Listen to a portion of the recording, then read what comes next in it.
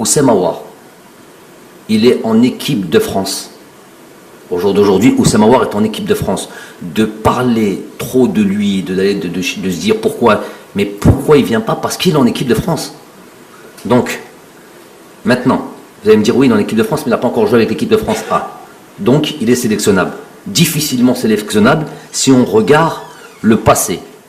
Est-ce qu'on a déjà eu de toute notre histoire de l'Algérie, à part nos vaillants prédécesseurs, que sont les, et je vais remonter loin, les joueurs du FLN, des Merloufi par exemple, qui ratent une Coupe du Monde pour venir rejoindre l'équipe d'Algérie, créer cette équipe d'Algérie d'ailleurs, et faire ce qu'il a fait, en risquant tout ce qu'il a risqué. À part ça, est-ce que vous avez dans le passé, vous, des joueurs d'équipe de France, qui sont en équipe de France, et qui disent, bon, maintenant j'arrête l'équipe de France, je fais la démarche, je change de nationalité sportive, et je vais en équipe d'Algérie. Ça n'a jamais existé. Donc là, si ça se fait, ça sera une première. Disons que ce n'est pas impossible. Comment? Qui a parlé?